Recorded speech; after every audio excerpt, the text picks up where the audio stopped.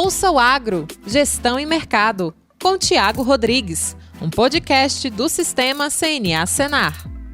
Olá, seja bem-vindo a mais um episódio do podcast Ouça o Agro, Gestão e Mercado, seu podcast do Sistema CNA.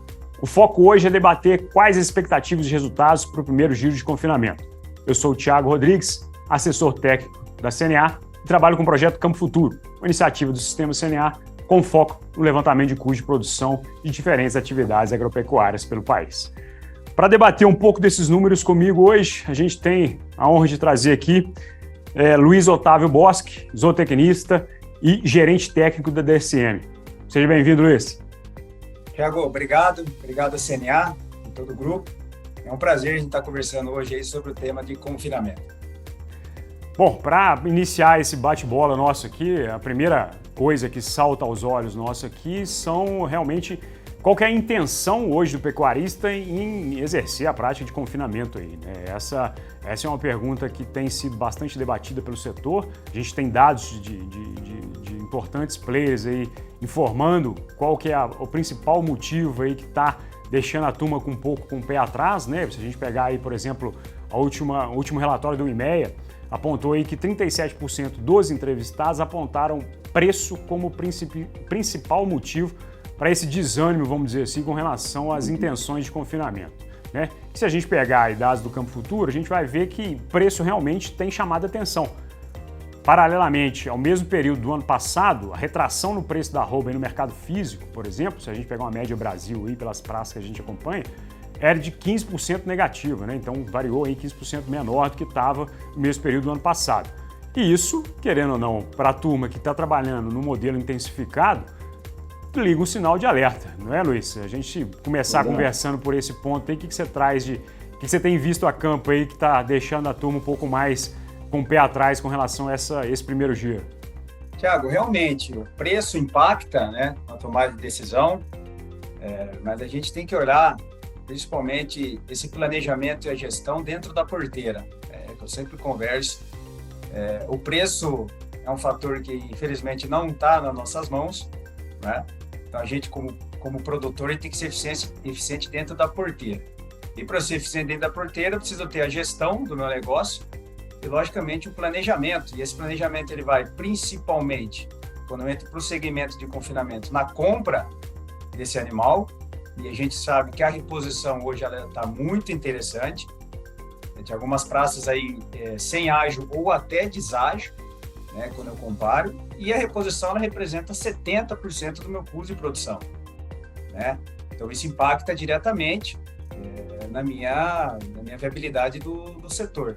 E a compra de insumo, seria 20% aí também do custeio total. Então eu estou falando de 90% do meu custo entre reposição e comida, alimentação. E os dois hoje estão muito favoráveis, né? Tanto a reposição quanto esse custo de produção, onde a gente está vendo aí preço de milho caindo bastante frente aos outros anos, o preço da proteína também caindo. Então eu vou conseguir realmente ter um custo dessa arroba sendo produzida lá dentro da porteira muito barato, né? E logicamente que esse custo ali final, o preço final do meu boi, mesmo a 220, 230, dependendo da praça, ele dá uma viabilidade aí superior ao que a gente estava encontrando nos últimos 3 anos. E você, pelo que você tem visto aí, Luiz, esse cenário aí de arrefecimento em custo, né, principalmente focado aí naquilo que você colocou, né, uma recria, uma entrega de animais de reposição aí um pouco mais barato e a questão dos insumos também, isso tem atingido o confinador de que forma? Ele está entendendo que se eu pôr na balança a questão preço e a questão custo, nesse momento, a atratividade para o primeiro giro, ela ainda tá significativa? O que você tem entendido aí? Principalmente com esse perfil de produtor, que é um tomador de decisão de curto prazo, vamos dizer assim, numa atividade pecuária que ela demanda um pouco mais de estratégia, né? Então, nesse sentido, a intenção desse pecuarista em confinar passa muito daquilo que a gente começou a conversar aqui, né? Preço e custo. Positivo. O que a gente tem também no primeiro giro, essa questão de giro também ela vem mudando, né, Tiago? Que a gente vem percebendo. Hoje, alguns confinamentos eles rodam o ano todo, então ficou muito dinâmico, né? Diferente aí de uma mudança dos últimos 10 anos. O que aconteceu também nesse ano, a questão das chuvas, então prolongou, hoje a gente ainda tem pasto, né? A gente tem como segurar esse animal dentro de casa numa suplementação menos intensiva, seja proteinado, proteico energético, isso atrasou realmente um pouco esse primeiro giro, né, de entrada. Mas é o que a gente vem conversando, se ele olhar esse planejamento, essa gestão de risco ali, se ele tiver a capacidade de ter, segurar esse boi ali na frente, numa venda, né, que seja, a gente vem comentando, 220, 230. A ideia é que realmente essa arroba produzida dentro do confinamento, ela está muito interessante devido a esses custos de produção, né, e também esse ágio do animal que hoje a gente não enxerga mais, né, em várias praças aí do Brasil. Eu acho que o que vai ditar principalmente esse movimento aí, né, e manter o ritmo de crescimento de animais terminados em confinamento, que a gente vem vivenciando aí nos últimos anos, né, a gente está falando em 4 milhões e meio, 5 milhões de cabeças abatidas oriundas de confinamento, é muito a margem que esse produtor está imaginando aí ao longo do modelo dele, né? Seja esse que a gente está citando aqui como o primeiro giro, muito ainda enraizado naquilo que acontecia há alguns anos atrás, né, Luiz? Ou aquele realmente que trabalha aí com a capacidade estática dele bem, vamos dizer assim, o ano inteiro com essa capacidade ocupada, né? Então ele faz esse movimento aí pensando realmente em encolher as margens aí, principalmente num momento de entrega, vamos dizer assim, de boi, num período de entre-safra, né?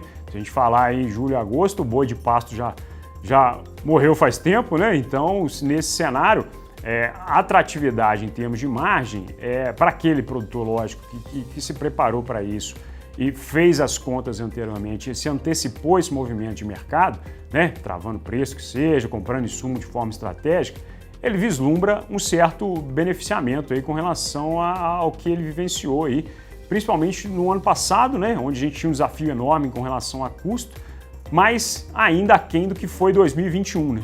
Mas aí 2021 a gente pega um caso atípico, né? Porque preço de arroba estava bastante favorável, né, Luiz? Positivo, ajudou demais no segmento. E o que a gente enxerga também, pensando em julho, agosto, eu creio que a gente vai ter realmente, já tem um movimento de baixa oferta, né? A gente vem de meses de maio, junho também com um abate muito grande de fêmeas, né? O ciclo está aí, muitos falam do ciclo pecuário, e realmente ele existe, isso impacta diretamente nesse preço de venda, mas essas fêmeas já estão diminuindo o abate e a gente não tem o boi acabado ainda, né? Porque realmente o boi de pasto, muitos, nesse processo de arroba barato, o cara segurou a suplementação, então ele não intensificou. Quem intensificou vai se dar bem, né, o efeito manada ali, quem foi ao contrário vai realmente se dar bem, mas quem entrou no efeito manada, ele não tem o animal pronto. Então, o que a gente enxerga também, esse boi de agosto, muito provavelmente que é o boi que está no confinamento agora há 20, 30 dias, a gente pode ter até um preço mais elevado aí, realmente por questão de oferta e demanda. Eu acho que a gente vai ter baixa oferta de animal pronto, não vamos ter mais fêmeas, igual a gente estava tendo, porque realmente vai secar o pasto, não tem como ter essa fêmea, e sim podemos ter uma pequena elevação nesse preço final de venda, que vai agregar ainda mais, né, a margem final do confinamento. E a intenção desse pecuarista realmente é ter aí um desempenho bem maior do que ele teria se tivesse uma outra opção, né? Aquele que é o confinador propriamente dito, não, o negócio dele é esse, né? Mas se a gente pensar pelo lado do recriador, por exemplo, ou o pessoal que faz cria e recria, está vendendo boi magro aí, ou viu a possibilidade desse boi magro, esperou aí, né, uma reação de preços que todo o mercado já sinalizava que não ia acontecer, né? Fez aí, seguiu o efeito manada que você colocou aí, né, de tentar reduzir custo em algo que vai diminuir a escala dele de produção e traz um efeito totalmente, vamos colocar assim, deletério para o sistema dele, né? Essa turma está numa encruzilhada aí nesse momento, né? Porque está vendo o pasto secar, a recria é aquele negócio, você não consegue ter vazão nela se você não tem já uma linha de comercialização bem feita ou se você não tem a capacidade de segurar isso e levar até um boi gordo aí. Então, essa turma está enxergando algumas possibilidades nesse momento, tendo em vista aí essa outra alternativa que é a intensificação da engorda, né?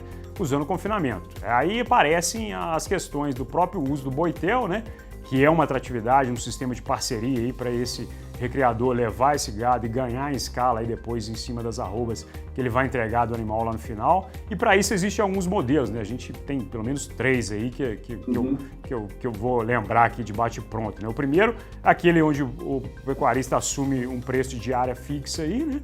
O segundo, ele vai ter seus custos inerentes às arrobas produzidas, e o terceiro modelo é aquele onde realmente o sistema de engorda é em parceria, né? Onde ele trabalha aí muito alinhado com o que o confinador vai trazer para ele durante a gestão da atividade. Nesse nosso arrazoado aqui de possibilidades para esse recriador, Luiz, o que você enxerga de viabilidade para essa turma hoje? O que você tem visto aí o movimento, principalmente a campo, né, dessa turma?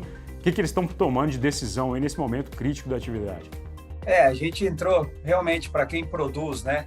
A gente vai falar da cria e da recria, para quem está produzindo esse animal hoje dentro, não tem mais a possibilidade do ágio, né? Então, isso há 3, 4 anos atrás vinha muito forte, então tinha-se a opção de vender esse boi magro e realmente agregar valor nele, ter margem.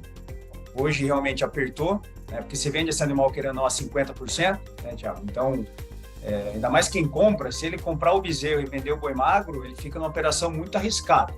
Sim. Né? O que a gente enxerga hoje? Para quem cria e faz a recria, né? Você tem hoje vários segmentos de recria também muito intensiva, né? Então, hoje você tem a RIP, né? Um sistema que vem aumentando, né? Diferente da TIP, que é a terminação intensiva a pasto, você tem a RIP, que é a recria intensiva a pasto, seja através de 1% de ração ali. Lembrando que a recria é uma categoria extremamente eficiente, quando a gente fala em ganho de peso e eficiência alimentar. Tem a recria fechada, né, que esse cara também ele consegue fazer uma arroba mais barata ali numa época crítica. A possibilidade de fazer em casa, né, então eu falo dentro da porteira, quem tem estrutura pode pegar esse boi magro e realmente finalizá-lo, né, levar esse animal até as suas 20, 21 arrobas. E quem não tem, creio que hoje realmente, para ele fugir dessa questão de venda desse animal sem ágio, sem agregar rendimento de carcaça, porque ele vai realmente comercializar esse animal com 50%, são as parcerias.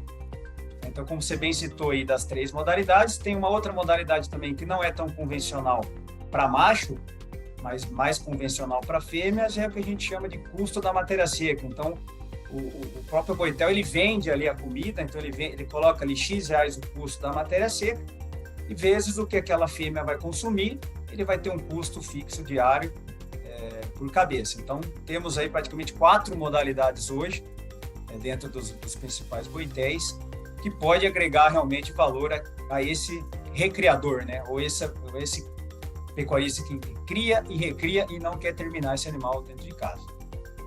E aí, a ideia aí para esse recriador aí é principalmente não ter um desembolso imediato, né? Então isso, de certa forma, quando a gente está falando das atividades agropecuárias aí, a questão do fluxo de caixa manda bastante dentro do seu operacional, né? Então essa possibilidade de você trabalhar ganhando em escala, você vai entregar lá mais arrobas produzidas no final do ciclo aí, né? Se tivesse optado por entregar esse boi magro. Então isso, sem gerar desembolso, é realmente algo interessante para o recriador trabalhar, né? E na outra ponta, pode até complementar aí. Complementar aí na situação e não no momento, né? Já que nós estamos, pode esquecer que a gente está entrando no momento de seca. O frio chegou, né? E realmente esse animal de 13 arrobas, 14 arrobas dentro do pasto é uma taxa de lotação mais pesada. Então, ele acaba tendo um custo da arroba muito alto, porque ele vai entrar, às vezes, num proteinado, num salreado, esse animal, o famoso boi sanfona, né? Ele vai sair a seca sem produzir nada, com custo elevado. Então, eu tiro um animal de 13, 14 arrobas da minha fazenda, reponho com um de 7, né? Então, é 2 para 1. Então, você aumenta também a sua questão de produção de arrobas por hectare e alivia no momento que realmente é crítico do nosso Brasil, que é agora a parte da seca. E a modalidade da parceria, que você comentou muito bem, ela vinha em desuso há alguns anos, justamente pelo ágio. Então, Não viabilizava eu entregar um boi de 13 hoje, por exemplo, com ágio de 20, 30 reais por arroba, para pegar essas mesmas 13 daqui 4 meses. Hoje não. Hoje eu entrego um boi de 13 arroba. Estou colocando 13 aqui porque é uma média, tá? Que nós temos de peso de entrada. Pode ser 12, pode ser 14.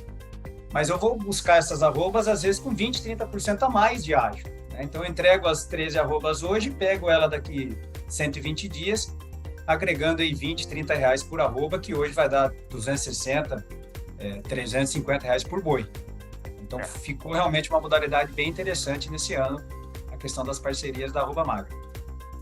E você citou aí, recuperando o que você estava falando aí das modalidades de recria intensiva aí, alternativas que se aquele produtor que realmente planejou a atividade e tem uma estrutura produtiva voltada para aquilo ali, esse produtor, esse recriador no caso aí, vai ser até mais assediado pela turma do Boitel agora do que propriamente dito, ele vai ter que procurar a turma, né? Porque aí a gente está falando aí no animal que já vem aí, vamos colocar assim, num consumo energético um pouco maior, né? Elimina aquilo que a turma tem desespero lá na frente, que é o ganho compensatório, né? Principalmente para o confinador aí. Então isso tudo traz aí para a possibilidade daquele produtor que se planejou de forma antecipada, trabalhou uma recria de forma mais organizada e conseguiu imprimir essa maior celeridade, tanto em rendimento animal aí, quanto realmente em tempo de resposta do sistema dele para o próprio lado operacional da atividade dele, que ele também está com boas ferramentas aí para trabalhar e realmente escolher aí boas oportunidades com relação a essa intensificação na engorda aí, né, Lúcio? E é um animal muito mais adaptado. Né? Então, quando a gente entra para o confinamento, como a gente tem uma mudança ambiental, nutricional, né? Realmente é um estresse para o animal, ele vai sofrer um estresse ali normalmente. Mesmo esse animal que ele é confinado dentro da fazenda, ele vai ter um estresse. É um grupo novo.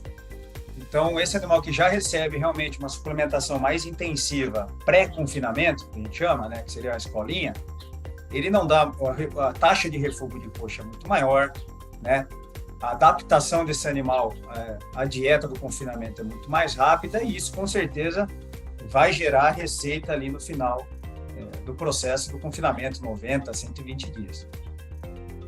Eu acho que o ponto interessante realmente é isso, né? O produtor tem que estar planejando a atividade dele o tempo todo, né? Seja aí do recriador, da turma que trabalha só com cria, da turma que trabalha com confinamento. Esse é o linear aí, porque hoje, mais do que nunca, a atividade se vê muito pressionada, principalmente por outras atividades agrícolas, né?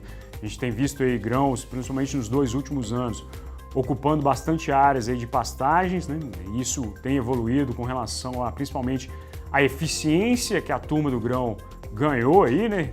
Pacote tecnológico fechado, produtor bem aberto ao uso de tecnologia, ao contrário da maioria dos pecuaristas aí, né, Luiz? Então isso tudo traz um diferencial aí, principalmente para aquela turma que ainda está na atividade e que está repensando aí, principalmente em termos de atratividade do negócio dele, pecuária, e estar um pouco mais preparado para realmente bater de frente com essa turma.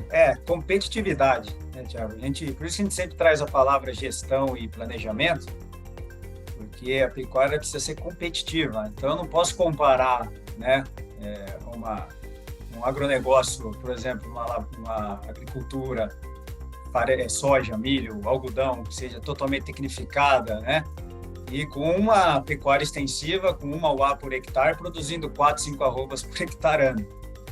Então, realmente, precisa ser competitivo, e para ser competitivo, a gente precisa ser eficiente dentro da porteira.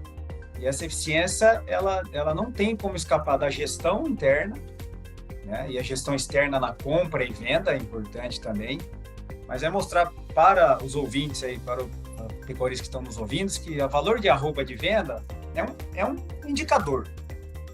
Mas a gente tem 3, 4 indicadores antes ali que são extremamente importantes também para a viabilidade, né?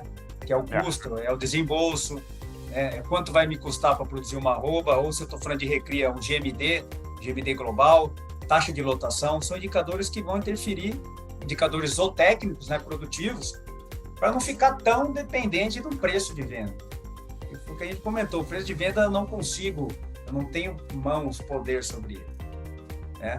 Então a gente via no passado A gente viu no passado a arroba de 150, né? Tava ruim. Foi para 180, 200, chegou a 350, também estava ruim. Tinha gente que queria 400, né? Então, a gente tem que olhar muito para dentro da porteira e a gente ser cada vez mais eficiente. A agricultura está aí, caiu de novo. Voltou a cair. Milho caiu, oferta de soja caiu. Com certeza eles não vão parar de produzir soja e produzir milho, já que nem algodão. Eles vão continuar produzindo, né? Então, é porque ele enxerga ali realmente o planejamento como um todo, né? A longo prazo. A pecuária, a gente precisa lembrar que ela não é a curto prazo. A pecuária ela é um ciclo de longo prazo. Eu acho que por esse caminho aí, o principal ponto que a gente tem aí é que querer acertar o melhor momento de comercialização, o melhor preço ao longo do seu ciclo produtivo aí, é querer acertar o olho da mosca branca.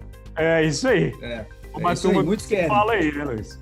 E assim, se a gente dentro do sistema produtivo aí, principalmente focado nessa questão de retorno financeiro, a gente está falando de três níveis aí que são complementares, né? O primeiro é, não por ordem, tá? Mas por citação apenas, a gente está falando de preço, custo equilibrado e escala de produção. A gente pegar esses 3 fatores aqui, trabalhando de forma a dar atenção para cada um deles na mesma medida, o produtor, lógico, tem que brigar por preço lá, faz parte do negócio dele, né? Saber vender, mas também tem que saber comprar, né? E saber comprar para articular aí melhor como ele vai desenvolver isso em termos de obter mais escala, fazer mais com menos, né? Se eu estou entregando aí 4, 5 arroba no sistema pasto aí, por exemplo, por hectare ano, se eu mudar alguma coisa no meu manejo e conseguir ir a 7, 8 sem aumentar o meu custo, todo ganho que eu tiver aqui, mesmo que o meu preço não sofra tanta alteração para cima assim, ele vai ser favorável lá no final porque a minha margem vai estar aumentando. Então esse é um cenário muito discutido hoje com relação à pecuária, para a turma realmente entender isso, né? Vislumbrar o negócio dele, né? Nessa linha de ação aí, nessa estratégia de financeira ou próprio operacional, porque aí tem muito do técnico influenciando no financeiro, né? Você citou alguns dados aí, realmente, né, Luiz? Então, isso tudo está permeando hoje as discussões e a gente vê principalmente uma evolução do pecuarista nesse sentido, né? Isso, margem versus volume, né? Então, realmente, a gente pecuária, às vezes, margens mais apertadas, né? A gente tem que realmente trabalhar no volume, no giro. Para quem faz o ciclo completo, corre menos risco do mercado, né, Thiago? Porque eu querendo não pode parar de inseminar a matriz, colocar o boi de boiada, regredir isso aí, porque ele vai vender esse bezerro daqui 25, né? Esse bezerro 25 já tem previsão de alta do ciclo realmente virar.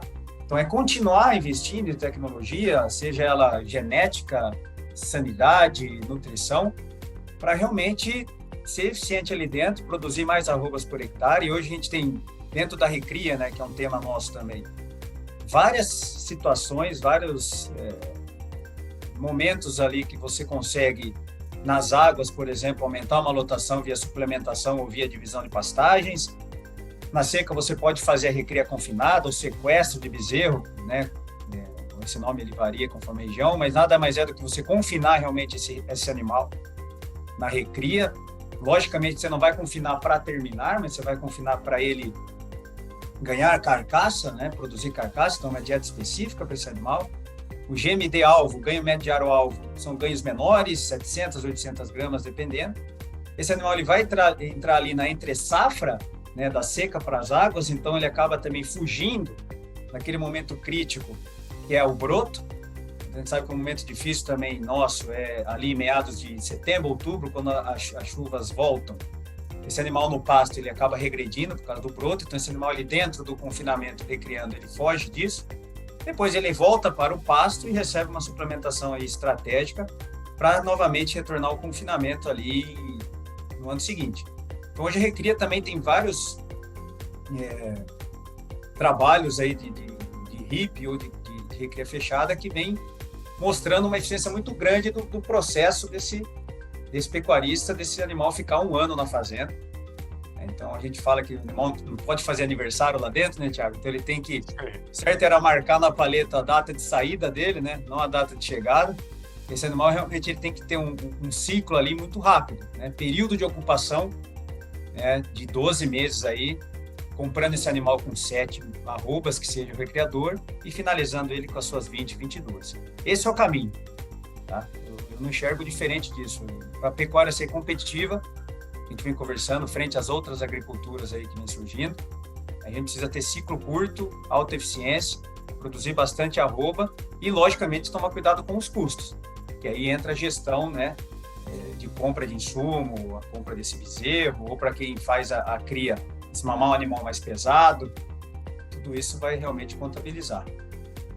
Bom, eu acho que a conversa nossa acabou enveredando aqui para a área mais de gestão, que é foco do episódio também, né? O programa, o nosso programa não chama, não tem esse nome à toa, né? Então, a discussão com relação ao confinamento, o que a gente tem enxergado aí, principalmente nesse momento, é que realmente a turma está com o pé atrás, olhando só o cenário de preço.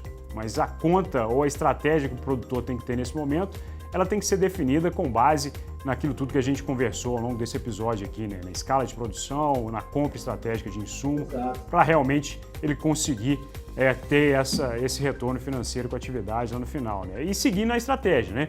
Aquele negócio de o meu vizinho está fazendo, eu vou seguir ele e realmente sem ter um planejamento por trás, não vai dar, como diz meu pai, não vai dar camisa para ninguém.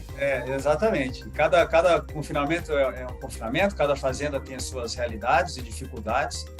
O confinamento são 4 meses, né? 3, 4 meses. Então a gente tem um período curto ali de terminação.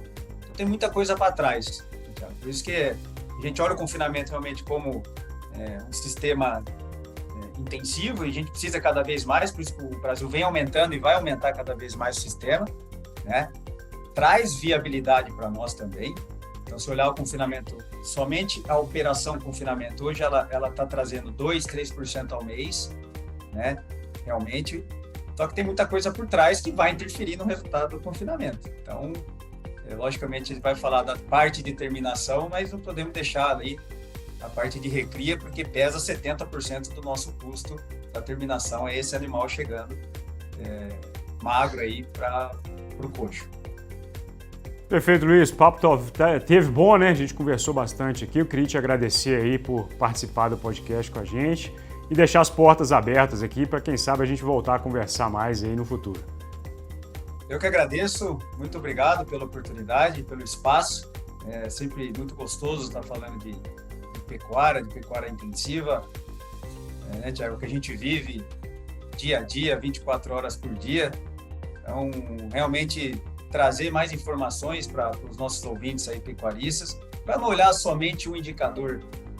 Claro que hoje a arroba tá baixa, daqui a pouco a arroba vai subir, daqui 2 anos ela volta a descer, enfim, o ciclo existe, né? Mas a gente precisa realmente ser eficiente dentro de casa. Então, vamos tomar cuidado com os custos, né? Essa gestão de custos, essa gestão de compra. Tem alguns indicadores zootécnicos muito importantes, né? Ganho de peso, rendimento de carcaça, eficiência biológica. A gente não entrou muito nesses detalhes mais produtivos, mas são indicadores que realmente têm alta relação com a parte financeira. Então, isso a gente tem poder. Eu consigo fazer meu animal ganhar 1,7 kg, 1,8 kg, render 56%, né? Ter uma eficiência biológica de 135, por exemplo, quilos de matéria seca por arroba. Isso, com certeza, ele vai dar dinheiro, né? Porque se eu não fizer essa lição de casa ali produtiva dentro da fazenda, né, Tiago? A arroba pode estar 300, não 380, tem milagre. Não tem milagre, né? Então, acho que o recado seria realmente esse aí para os nossos ouvintes. E, mais uma vez, muito obrigado e espero em breve aí retornar a nossa conversa. Perfeito, Luiz. Obrigado mais uma vez. O pessoal que nos acompanha, obrigado pela audiência. Esse foi mais um episódio do podcast Ouça o Agro, Gestão e Mercado. Até o próximo episódio e um abraço.